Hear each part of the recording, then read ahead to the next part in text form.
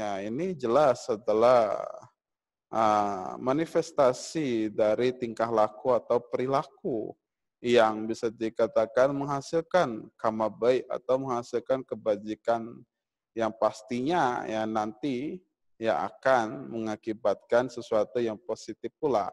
Ya terutama dari bagian bait pertama ya yang disebutkan bahwa menyokong orang tua, ya mendukung orang tua, ya, dan kemudian merawat orang tua. Ya ini semua adalah kebajikan yang bisa dikatakan kebajikan tertinggi yang bisa dilakukan oleh ah, anak-anak atau keturunan. Ya, karena apabila ada individu yang menyokong orang tua, merawat orang tua, ya maka bisa dikatakan ya orang tersebut melakukan salah satu kebajikan tertinggi. Ya kita tahu bahwa ada beberapa kebajikan tertinggi. Yang pertama adalah mencapai arahat maga dan pala. Yang kedua adalah menjadi pabajita. Yang ketiga adalah merawat para arahat ya dan para buddha. Yang kemudian yang terakhir adalah menyokong orang tua. Ya, jadi 4 kebajikan tertinggi ini yang bisa dilakukan oleh perumah tangga. Ya, maka dari itu ya dalam berkah utama juga disebutkan bahwa salah satu faktor proses berkah ya adalah merawat orang tua. Ya, karena dengan merawat orang tua, ya orang tersebut melakukan kebajikan yang sangat-sangat tinggi nilainya, ya, bahkan sepadan dengan mencapai arahat maga dan pala ya walaupun tidak sama ya tetapi minimal mendekati. Ya, jadi merawat orang tua ya adalah salah satu faktor yang untuk mendapatkan berkah utama. Nah, ini sangat jelas ya dalam Manggala Sutta. Ya, jadi dengan begitu ya apabila kita ingin berkah ya maka terlebih dahulu ya kita harus bisa merawat orang tua yang memiliki perhatian dan lain sebagainya. Intinya bagaimana kita bisa ya membuat para orang tua yaitu merasa bahagia. Ya, karena definisi bahagia itu relatif, ya tentu cara pun menjadi relatif. Ya intinya adalah dengan membuat orang tua bahagia, ya kita juga bisa mendapatkan apa yang disebut dengan berkah. Ya dan kemudian berdana hidup sesuai dengan dhamma, ya menolong sanak keluarga, tidak melakukan pekerjaan yang tercela. Ya ini juga adalah bagian dari salah satu proses ya atau faktor-faktor yang menghasilkan berkah. Ya apabila kita lihat bahwa ada beberapa poin yang menjadi salah satu poin 8 unsur jalan mulia ya tidak melakukan pekerjaan yang tercela ya dan juga berdana hidup sesuai dengan dhamma.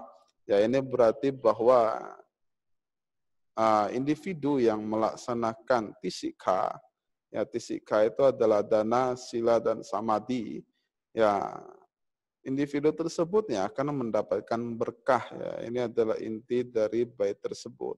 Ya, jadi apabila kita melaksanakan dana, kemudian mempraktekkan sila, ya dan kemudian juga melatih bawana, ya maka secara otomatis ya kita melakukan apa yang disebut dengan perbuatan baik atau kebajikan yang menghasilkan karma baik yang pada akhirnya ya karma baik tersebut ya akan membawa kebahagiaan. Ya ini adalah sesuatu yang jelas ya bahwa tisika yaitu apa yang dimaksud dengan hidup sesuai dengan dhamma. Ya, jadi apabila seorang individu ya yang hidup sesuai dengan dhamma, ya berarti individu tersebut yang melatih apa yang disebut dengan tisika. Ya, individu tersebut yang melakukan dana, mempraktekkan sila, ya dan kemudian juga melatih samadhi. Ya, ini adalah 3 poin yang dibutuhkan ya apabila orang ingin hidup sesuai dengan dhamma. Ya, jadi bisa disimpulkan bahwa mereka yang hidup sesuai dengan dhamma yang akan mendapatkan berkah utama. Ya, ini adalah sesuatu yang bisa dikatakan cukup jelas. Ya, apabila kita melakukan perbuatan dana, sila dan bawana, ya maka kebajikan yang dihasilkan yaitu cukup besar. Ya cukup besar bahkan bisa dikatakan bahwa ini adalah kategori dari apa yang disebut dengan berkah. Ya, jadi poin ini ya menjelaskan tentang apa yang harus kita lakukan ya, apabila kita ingin mendapatkan berkah ya dalam kategori tingkah laku dalam kehidupan sehari-hari. Ya dengan melatih fisika ya, dan sila samadhi, ya kita bisa mengondisikan apa yang disebut dengan berkah. Ya, ini yang dimaksud dengan bait tersebut. Ya, lalu kemudian selalu memiliki rasa hormat dan rendah hati, merasa puas dan bersyukur dengan apa yang dimiliki, dan mendengarkan dhamma pada waktu yang sesuai. Ya, ini adalah kondisi, ya, kondisi di mana suatu situasi itu disebut dengan situasi yang baik. Ya, jadi apabila kita bisa menerapkan dhamma pada saat yang sesuai, ya saat yang pas, kondisi yang sesuai, ya bisa dikatakan itu adalah berkah utama. Ya, kenapa hal ini disebutkan? Ya, ini berkaitan dengan situasi geografis ya pada masa lampau, bahkan memiliki unsur politik ya, karena bisa kita lihat ya bahwa latar belakang dari agama Buddha, ya ini adalah kehidupan dari Buddha Gautama, yang dimana beliau hidup di zaman Upanishad ya, di Jambudvipa dulu ya, di India kuno. Ya, kalangan Upanishad adalah kalangan Brahmana, yang dimana mereka memiliki beberapa poin pandangan, ya, tetapi memiliki esensi dari pandangan yang kurang lebih sama.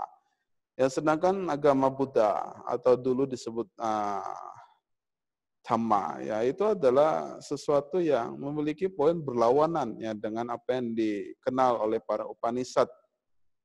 Ya, para Upanishad yang memiliki pandangan bahwa ternalis dan nihilisme adalah esensi dari kehidupan. Ya, sedangkan agama Buddha yang memiliki pandangan bahwa jalan tengah ya adalah esensi dari kehidupan. Ya, jadi dari pandangan yang berbeda ya maka muncul konflik ya dari pendapat atau dari diskusi. Ya, oleh karena itu bisa dikatakan untuk dapat mendengarkan ajaran Sang Buddha yaitu sangat susah. Ya, karena tekanan dari para Upanishad ya beserta situasi yang tidak sesuai, ya jadi bisa dikatakan pembabaran Dhamma itu adalah sesuatu yang langka. Ya, oleh karena itu disebutkan dalam Manggala Sutta, apabila kita bisa mendengarkan Dhamma pada saat yang sesuai, yaitu adalah berkah utama. Karena menurut dari kronologi dari agama Buddha, ya masa-masa di mana Buddha Gautama adalah masa yang cukup cukup kacau politiknya.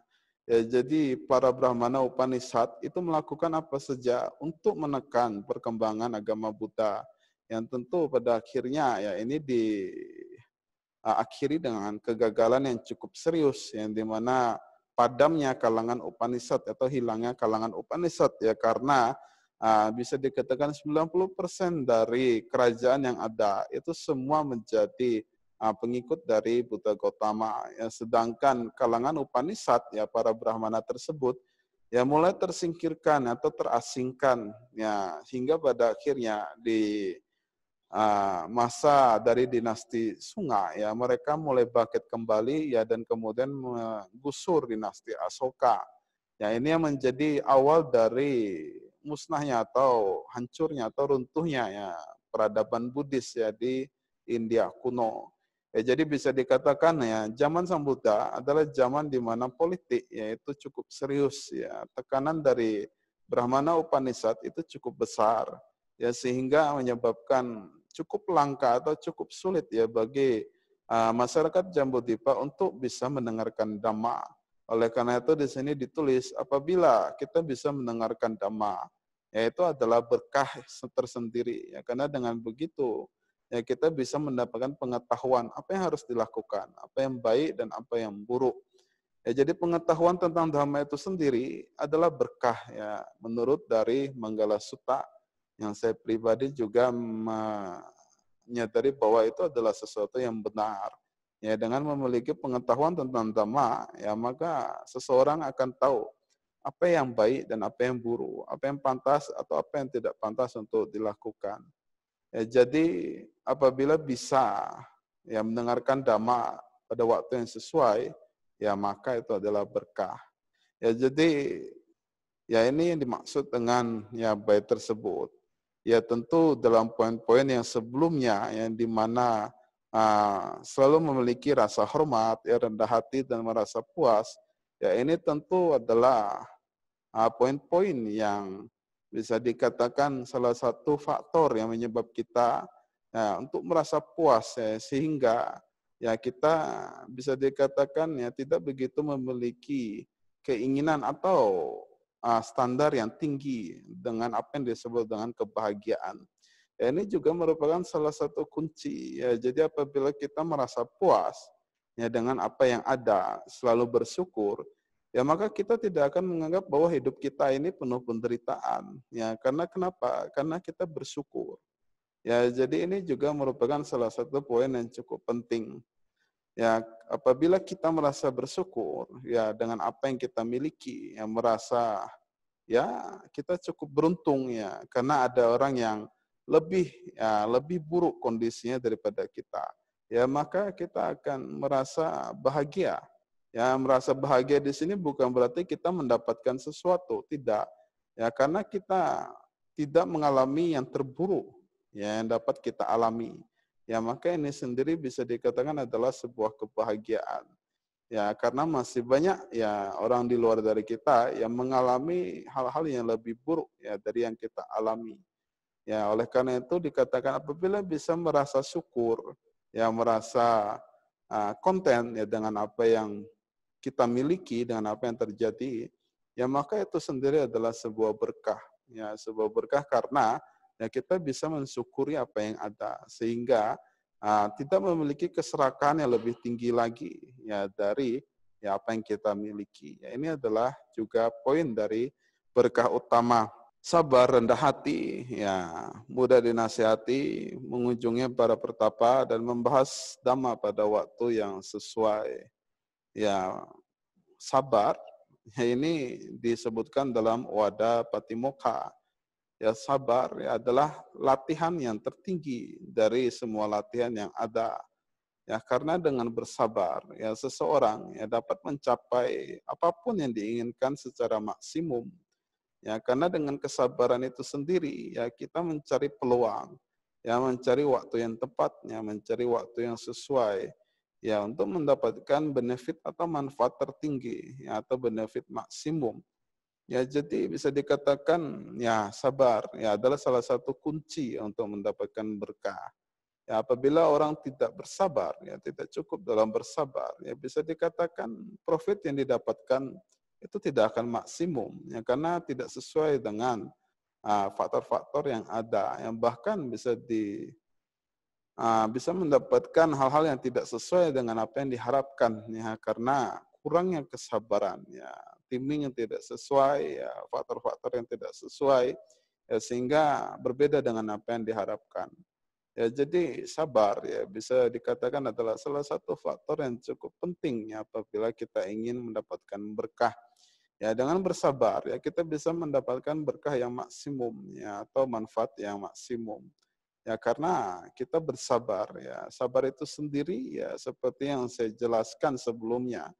Ya, bukanlah sesuatu yang dilakukan secara paksa ya, tetapi sesuatu yang dilakukan berkaitan dengan kesadaran pribadi.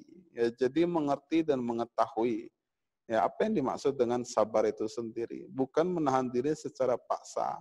Ya, tetapi lebih kepada menyadari ya kenapa ya kita harus bersabar. Ya, kenapa kita harus menahan diri? Ya, bukan menahan diri secara paksa, karena menahan diri secara paksa itu selalu akan berhasilkan tentang hal-hal yang negatif. Ya, karena apabila kita menahan diri secara paksa, yang lambat laun ya kita akan mencapai batas. Ya, oleh karena itu menahan diri secara paksa yaitu tidaklah atau bukanlah sesuatu yang baik untuk dilakukan secara terus-menerus. Ya, tetapi apabila kita bersabar karena kita menyadari ya beberapa faktor ya seperti faktor karma, sebab akibat dan lain sebagainya, ya maka kita bisa menahan diri dengan bisa dikatakan tanpa batas. Ya, karena kita menyadari ya apa yang perlu diperhatikan dalam kesabaran tersebut. Ya, jadi sabar ya adalah salah satu faktor yang dibutuhkan apabila kita ingin mendapatkan berkah. Ya, karena dengan bersabar ya kita bisa menunggu dan menahan diri. Ya, tentu kita mengerti apa yang harus ditahan ya, apa yang dimaksud dengan menahan diri. Ya, untuk mencapai profit yang maksimum. Ya, profit di sini bukan hanya keuntungan dalam material, tapi juga dalam spiritual, ya termasuk menahan diri. Ya, jadi sabar, rendah hati, ya mudah dinasihati. Ini juga adalah poin-poin kepribadian yang bisa dikatakan harus dimiliki oleh setiap individu. Ya, karena dengan begitu ya kita bisa mendapatkan banyak benefit. Ya, banyak benefit. Salah satunya adalah tidak banyak musuh ya dalam pergaulan hidup. Ya, karena kita bisa sabar, ya bisa rendah hati, ya dan mudah dinasihati. Ya, mereka yang memiliki poin-poin tersebut ya akan mudah bergaul atau berinteraksi dalam masyarakat. Ya, sebaliknya apabila kita tidak memiliki kesabaran ya dan juga tidak rendah hati ya atau sombong ya, maka cukup sulit ya bagi individu tersebut ya untuk mendapatkan teman ya dalam pergaulan di masyarakat. Ya, walaupun ya mungkin ini adalah sesuatu yang sulit dilakukan atau tidak sesuai dengan diharapkan. Ya, tetapi orang yang penyabar, ya orang yang rendah hati, itu rata-rata memiliki interaksi yang cukup positif dalam masyarakat yang dibandingkan dengan mereka yang tidak sabaran dan juga sombong dan arogan. Ya, jadi ya, apabila kita ingin memiliki interaksi yang baik dalam masyarakat, ya maka kesabaran dan rendah hati adalah salah satu faktor penentu ya dalam perilaku yang harus dilakukan.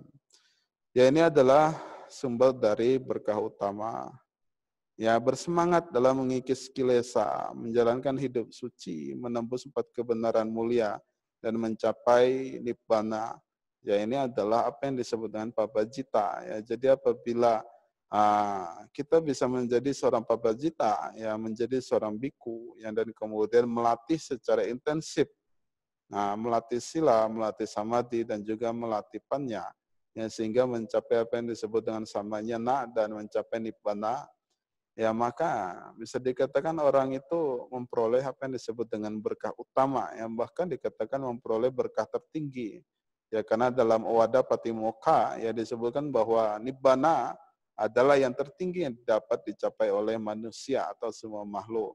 Jadi ya tentu dari poin tersebut ya kita bisa menyimpulkan bahwa apabila kita bisa melatih diri ya dalam pabajita, ya tidak hanya pabajita ya tetapi rata-rata yang dimaksud dengan melatih diri itu adalah sebagai pabajita. Ya, jadi apabila bisa melatih diri ya sesuai dengan dhamma dan kemudian bisa mengikis kilesa. Ya, kilesa di sini adalah loba, dosa dan moha. Dan mencapai nibbana, ya berarti mengikis semua faktor dari kekotoran batin dan kemudian menjadi arahat maga dan pala, ya maka itu adalah berkah utama. Ya, jadi apabila kita bisa mencapai arahat maga dan pala, ya bisa dikatakan ya kita mendapatkan berkah ya. Dan bahkan berkah itu adalah berkah tertinggi yang bisa dicapai. Ya, ini adalah bait yang dimaksud dengan bait tersebut. Ya, dan kemudian meski digoda oleh hal-hal duniawi, ya tidak tergoyahkan tanpa noda penuh damai. Ya, ini adalah kondisi apa yang disebut dengan nibbana. Ya, kondisi di mana individu mencapai arahat maga dan pala. Ya, karena mereka yang mencapai arahat maga dan pala itu tidak lagi memiliki loba, dosa, dan moha. Dengan tidak adanya loba, dosa, dan moha, maka otomatis tidak ada kilesa. Dengan tidak ada kilesa, ya maka otomatis tidak ada yang disebut dengan tanha. Dengan tidak ada apa yang disebut dengan tanha, ya maka individu itu ya bisa dikatakan tidak memiliki keinginan. Ya, apabila tidak memiliki keinginan, ya maka individu tersebut tidak akan bisa dipengaruhi oleh apapun. Ya, bahkan apa yang disebut dengan faktor keinginan. Ya, jadi bisa dikatakan mereka mencapai arahat maga dan pala, yaitu tidak lagi mudah ya untuk digoyahkan. Ya, karena mereka tidak memiliki keinginan. Ya, karena tidak memiliki keinginan, ya maka tidak akan muncul apa yang disebut dengan loba dan dosa. Ya, bahkan tidak muncul juga apa yang disebut dengan moha. Ya, oleh karena itu, ya mereka mencapai arahat maga dan pala, ya tidak mudah digoyahkan. Ya, mereka juga tidak mudah ya untuk tidak mudah untuk digoyahkan oleh hal-hal yang duniawi ya secara khususnya. Ya, karena seperti dikatakan ya tidak ada lagi keinginan ya bagi arahat maga dan pala. Apakah ini bisa diterapkan pada individu yang normal ya?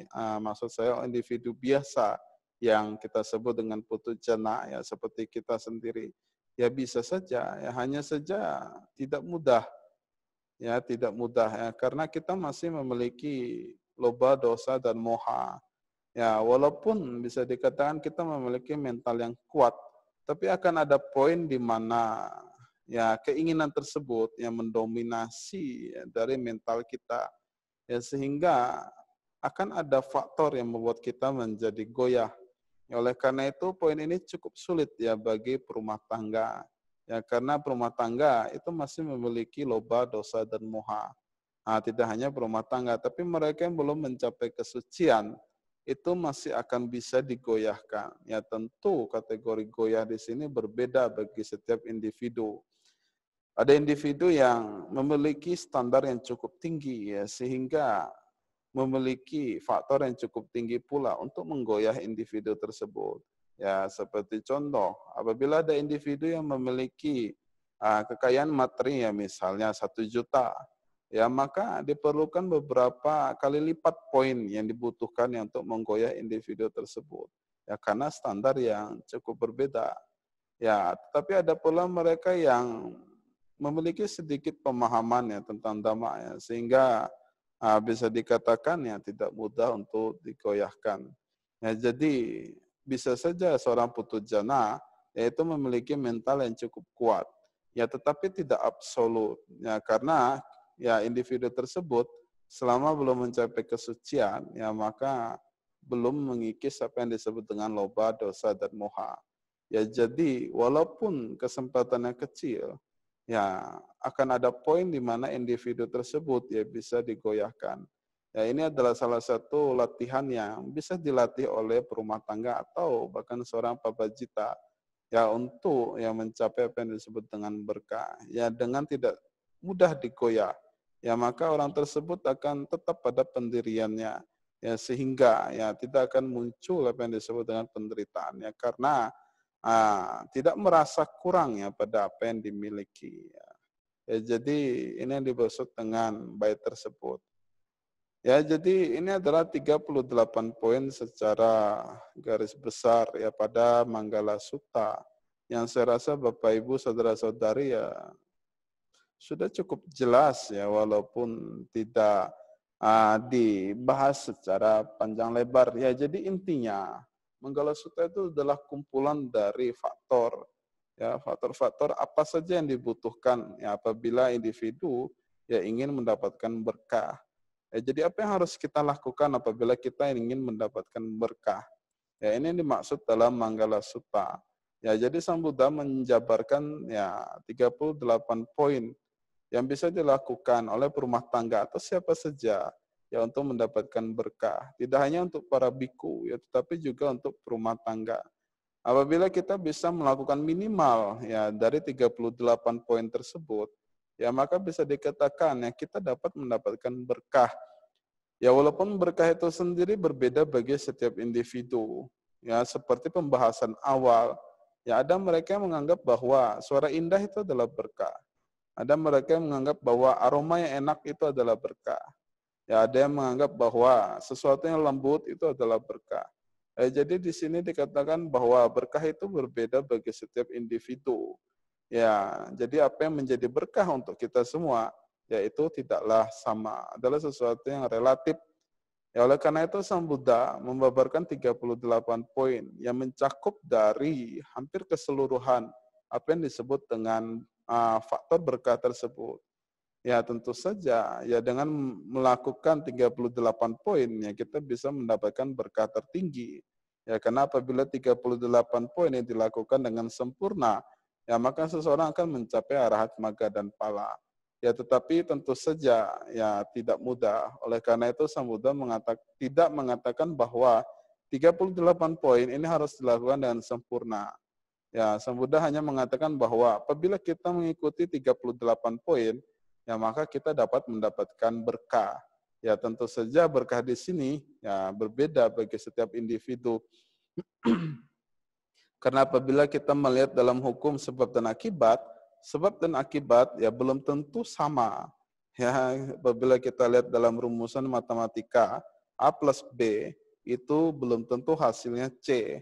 Ya, di sini A plus B itu hasilnya adalah N. Ya, N itu artinya tidak diketahui. Ya, jadi apa yang menjadi sebab belum tentu akan menjadi akibat. Ya, karena sebab dan akibat itu adalah sesuatu yang abstrak, yang tidak jelas, yang chaos atau random, yang munculnya itu tidak selalu sama.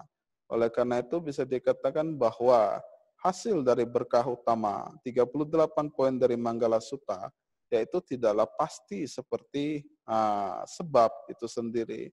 Ya, jadi akibat itu tidaklah selalu sama dengan sebab. Yang akan berbeda bagi setiap individu. Ya, tetapi tentu saja ya hasil tersebut ya akan menjadi sesuatu yang membawa kebahagiaan. Oleh karena itu, ya ini disebut dengan berkah. Ya, berkah adalah sesuatu yang membawa kebahagiaan. Ya, apa yang dimaksud dengan kebahagiaan? Ya, apa saja. Apa saja yang kita pandang adalah sesuatu yang membahagiakan. Ya, itulah yang disebut dengan berkah. Ya, 38 poin dari Manggala Sutta ya adalah proses ya bagaimana mendapatkan berkah tersebut. Ya, jadi penjelasan yang panjang lebar tersebut ya bisa disimpulkan bahwa Manggala Sutta adalah bagaimana cara kita mendapatkan berkah. Ya, ini adalah kesimpulan yang bisa dikatakan menyimpulkan ya semua dari Manggala Sutta.